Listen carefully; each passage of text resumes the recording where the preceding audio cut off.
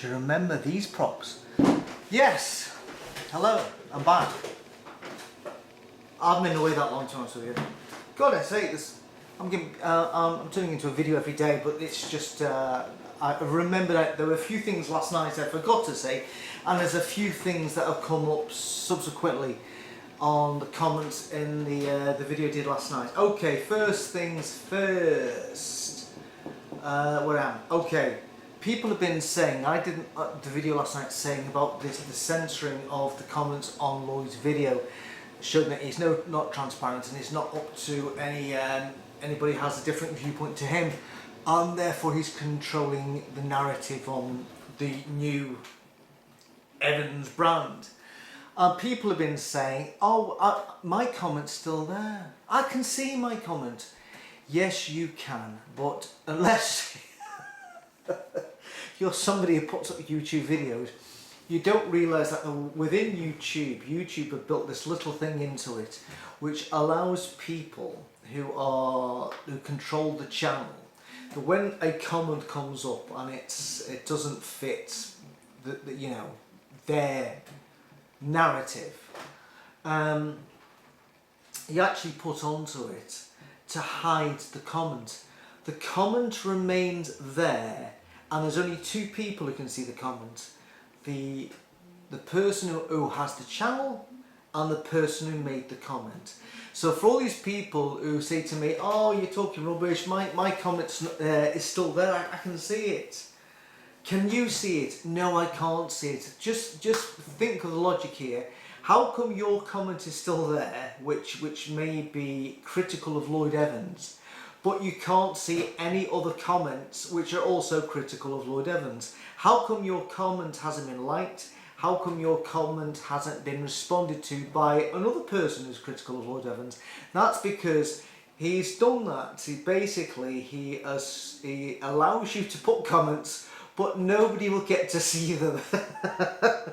You may as well just get a post-it note, write your critique of the Evans and stick it on your laptop screen, because that's about as much use as it. So basically this goes back to what I said last night, that basically he's controlling the narrative, and he only wants people to see what he wants people to see. So you can put as much as you like, and you say, oh, I'm putting comments galore, and they're still there. Yes, they are still there, but only you and him can see them. Guess what? Once he's hidden your user comments, he'll never see them again. So I just want to clear that one up, just in case people thought I was talking shit last night. Another thing is, what I meant to mention last night was, I said in my video that quite often I do videos, and after I've done them I think, oh man, why didn't I say that? But too late, the video's finished, and I don't go back and re-edit them as I've already described. And thank you as well for all the people who like the videos that I do, that in fact they are unedited and they are completely conversational. And yeah, they will be strewn with mistakes, but hey ho, that's the way it is. What I meant to say last night was that with Lloyd now hiring a propaganda relations manager, it means that if I was Lloyd's propaganda manager, I'd say to him, whatever you do, Lloyd, don't ever do a live stream again. Because if you do, you can't control the narrative. And maybe the last time we'll ever see the real Lloyd Evans is that live stream video. Maybe you'll not do another one. Because the thing with the live stream video is, because the comments come up on the right hand side as I'm looking at it, as you're talking, and it's too late to delete them. They're just coming up, boom, boom, boom, boom, and they come up in real time. So that's why when we saw his live stream video and people putting comments, I could see them, we could see them, he could see them, which is why he started to explode at certain comments that were going up.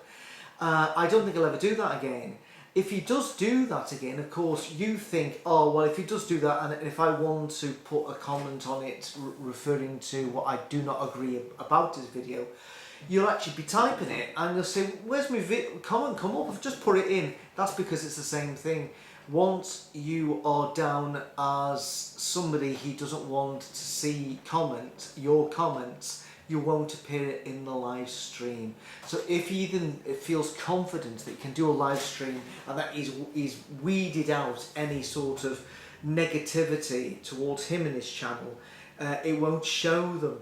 The only way that'll change is that if everybody creates another YouTube account, call it what you like, call it Lloyd to Gimp, Lloyd to Twat with a picture of Lloyd, and then when he ever, and just save that account for when he ever does a live stream, then you can then put in a comment which will come up as Lloyd to Gimp, and then underneath your comment may just be Lloyd to Gimp, I don't know, something like that. Anyway,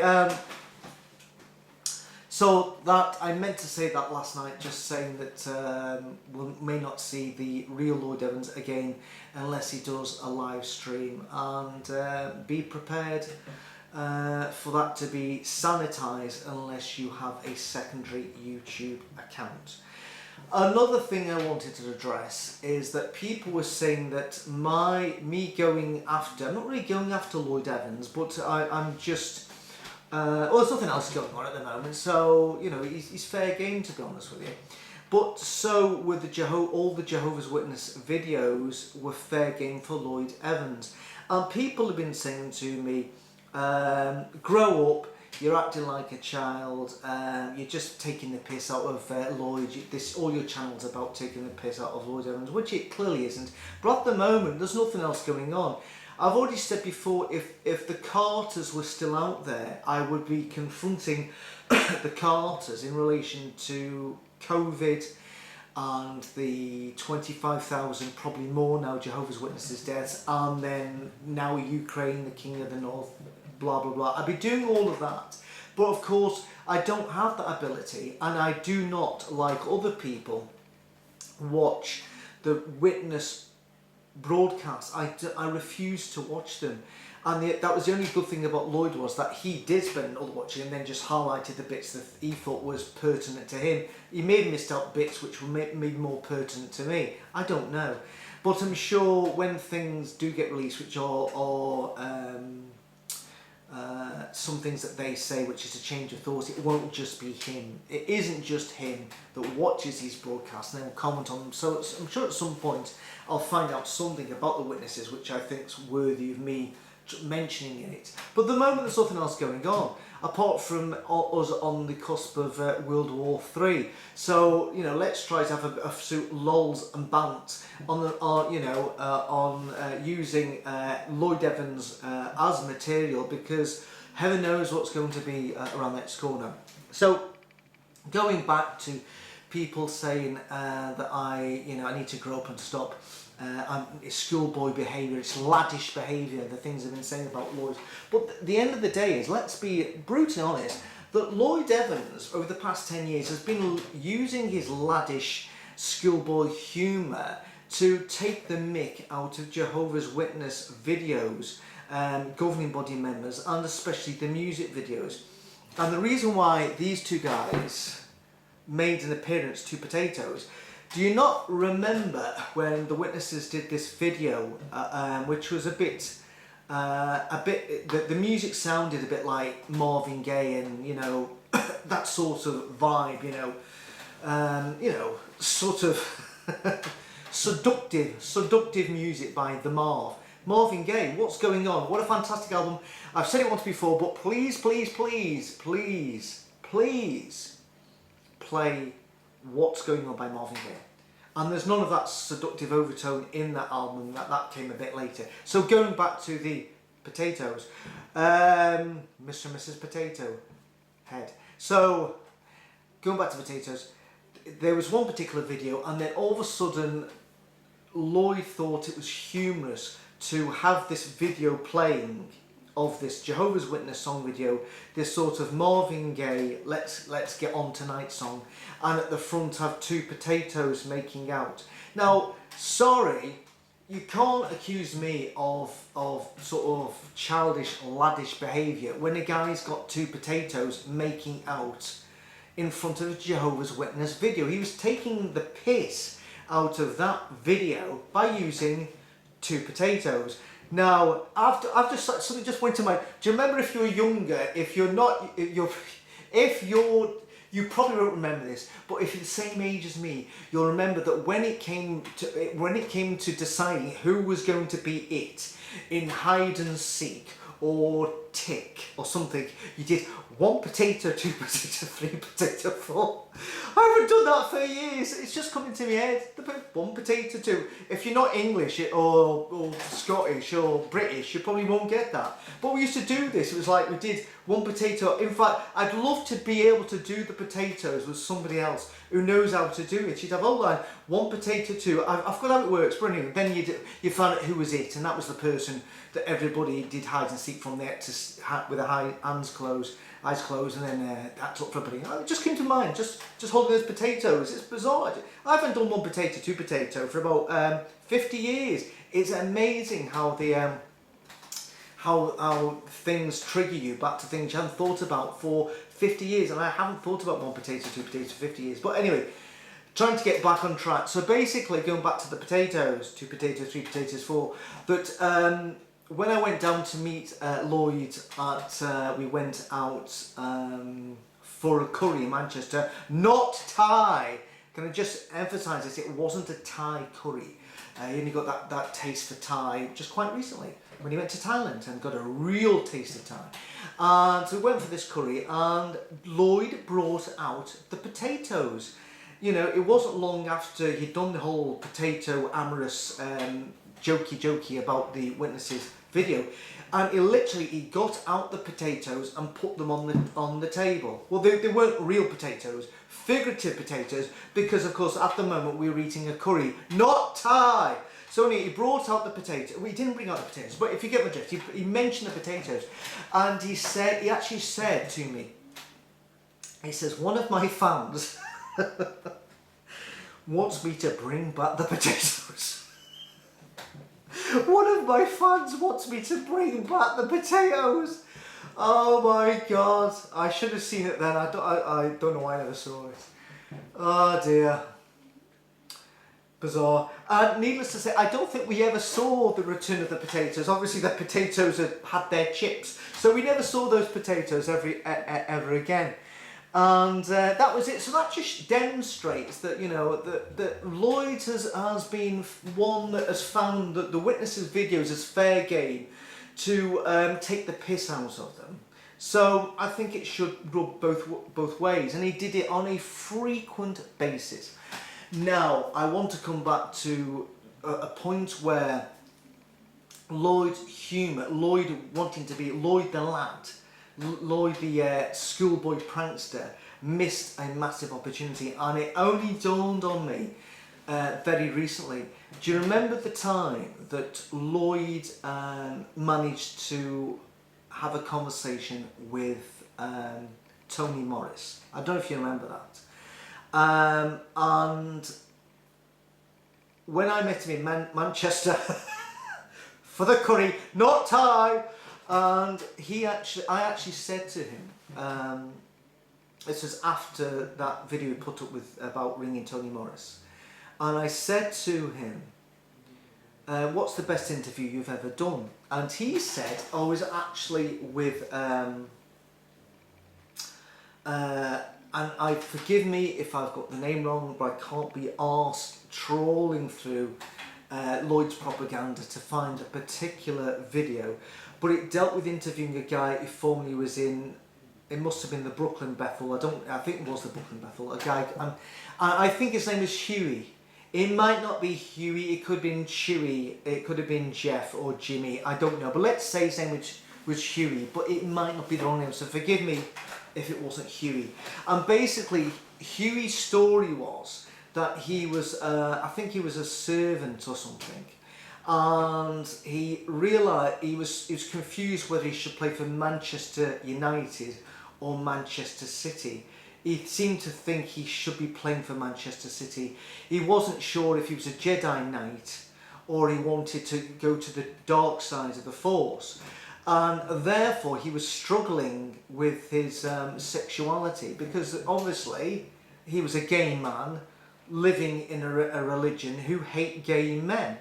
And therefore the solution by the Jehovah's Witnesses, the solution to solve his problems, was to then send him in to the environment of the Bethel with other young men who also were struggling with the concept of keeping on a straight cap, when in reality they all wanted to wear a leather cap.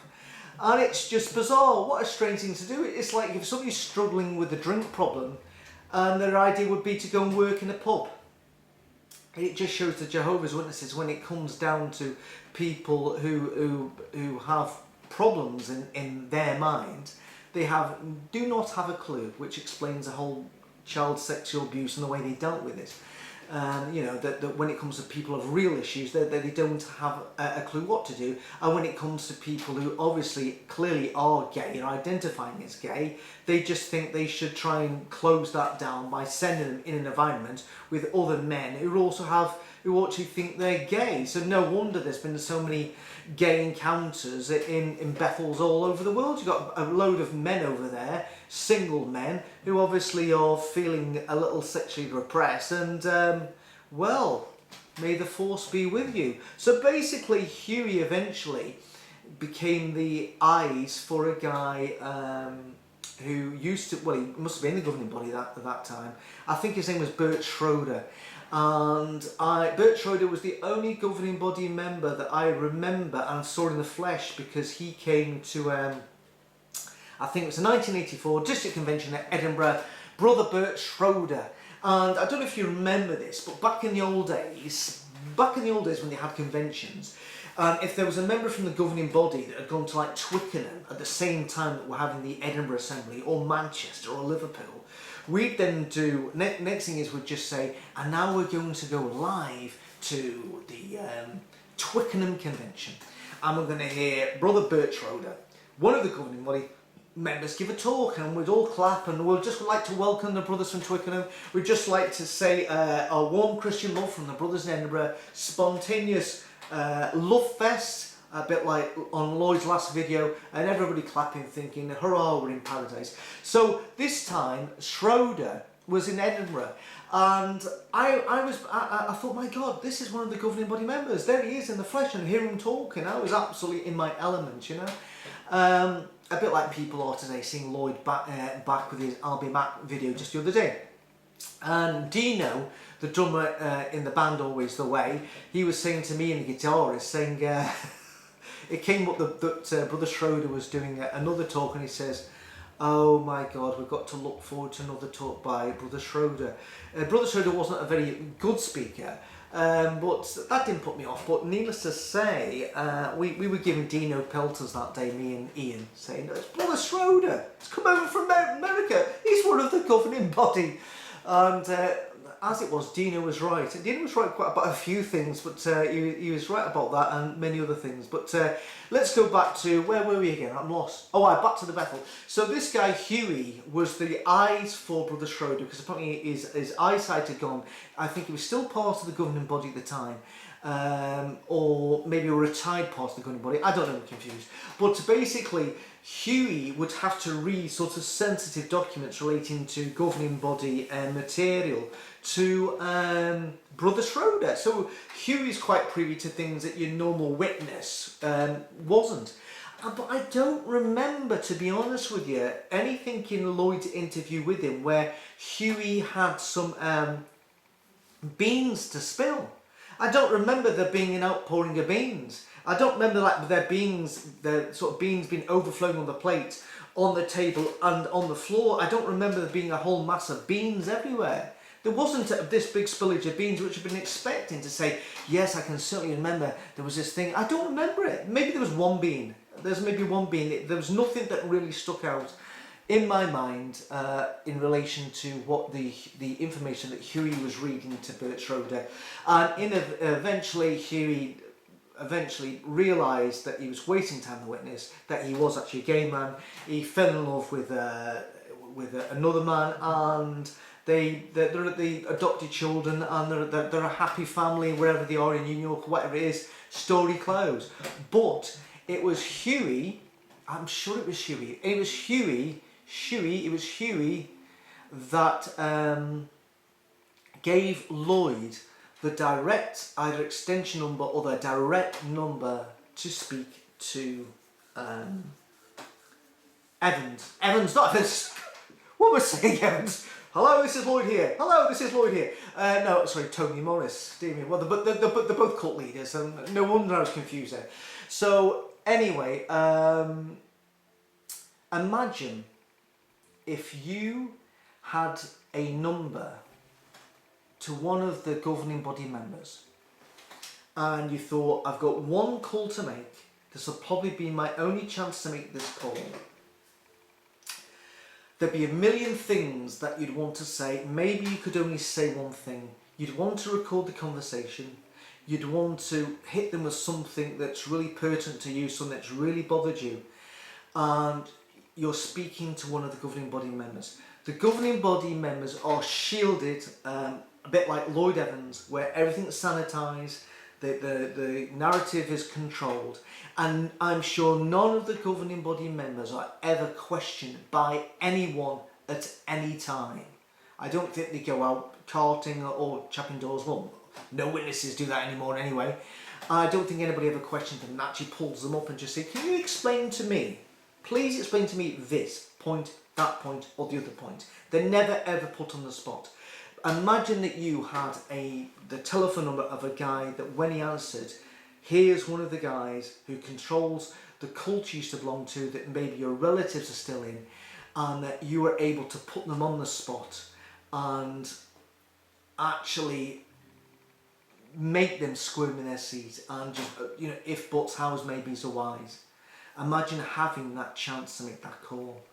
And the thing about it, for all those that say that I take the mickey out of Lloyd Evans, he had that opportunity, he was given that number, and what did he do with that opportunity? The once in a lifetime opportunity to ring up Tony Morris. What did he talk about in relation to all the things that Lloyd goes on about on his channel, all the things to do with Jehovah's Witnesses, the failed prophecies, the Bible, the timeline, everything. What did Lloyd hit Tony Morris with? I don't know if you've heard the conversation, but I'm not going to play it again because I can't be arsed going trawling back to find the conversation. But it went something along the lines of, hello, this is Brother Cedars from the laundry. And just to put this in context, I believe this is before Bottlegate. I think it might have been before Pillowgate, and it certainly was before Prosygate. He says, hello, this is Brother Cedars from the laundry room. Oh, hello. It's clearly Tony Morris is speaking to. And all Lloyd did was refer to tight pants, because at that point, that was the big thing that Lloyd was going on about. Tony Morris was his tight pants, was his views on tight pants. Wowee, what a wasted opportunity. So, sorry, if anybody's going to criticise me for being laddish at times and schoolboy behaviour, can you please go back to those videos where he takes the piss out of witnesses regarding potatoes, that's a singular potato, potatoes, and the chance that he actually had to speak to Tony Morris and decided to just use that opportunity, for the jokey Lloyd to come out, the schoolboy, the laddish behaviour from Lloyd Evans, and just joke to him and let him off the hook and joke about tight pants. So sorry, so don't try that one again. Just go back to Lloyd, and therefore see how long you remain a friend and subscriber with Lloyd if you go back and comment on his potato adventures with potatoes and his Tony Morris tight pants conversation. I would have loved the opportunity personally to do that. There's loads of things I would have loved to have said to him, and I'm sure anybody who's watching this video can think of loads of things that I'd love to have said to him as well, and instead Lloyd just used it as a means to just show what a lad he really is. Well done, Lloyd. What an opportunity missed. What an absolute twat. And just finally, I'm going to end on this. if anybody is looking after Evans's channel, which they clearly are, I think he should stop referring to where he does his videos as the bunker, because right now there are people in the Ukraine who are actually fearing for their lives, hiding in a bunker, and I don't think it's appropriate anymore, you know, to refer to his jokey, laddish videos as coming from the bunker. He's taking the piss, for a start off, out of the Jehovah's Witness video, which looked like these during the Great Tribulation, that these people had gone sort of underground bunker, and he thought it'd be good to refer to the basement in his mother and father-in-law's house, because the guy doesn't have a proper job and spends all the time jollying around the world and shagging prostitutes. But he refers that to the bunker. It's not the bunker, Lloyd, it's actually your basement.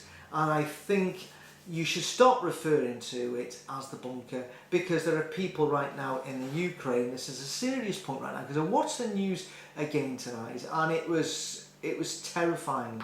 And there are children and old people, you know, cowering in bunkers because of the fear of their home or the building above them getting torn down. So yeah, it is a serious point, and if Lloyd's propaganda relations manager's listening, tell your client to stop referring to the place that he's doing his videos as the bunker, because guess what, it isn't laddish and it isn't schoolboy humour anymore. It's just now not funny. Anyway, that's it. I'm going to return tomorrow for another video. It was actually a video I wanted to do today, which is going to be about the Netflix series, the missed opportunity of the Netflix series. Just imagine if the Netflix boys had got into the whole Lloyd Evans story. I'll talk about that tomorrow. Funny enough, I'm quite chirpy this evening, because last night I was absolutely knackered. But I'm not working tomorrow, so yeah, it's my last day of doing my 3 days of getting up at 5:30 in the morning and driving for 9 hours. So I'm a bit more chipper tonight. I'm going to have I don't have to go to bed at 10, and I can actually have a few Bacardis and Coke and wine down, knowing that's me till at least next week anyway. Anyway, thank you for your support, everybody. Thanks for the positive comments. And for those of you who still are going on about Lloyd, please go to... I'm not going to censor your comments. I'm not going to ban you from the channel. Just go to your Lloyd and Saviour's channel. That's where you belong. You don't belong here. Honestly. Anyway, that's it. Bye-bye. 1 potato, 2 potato, 3 potato, 4 5 potato, 6 potato, 7 potato. Potatoes!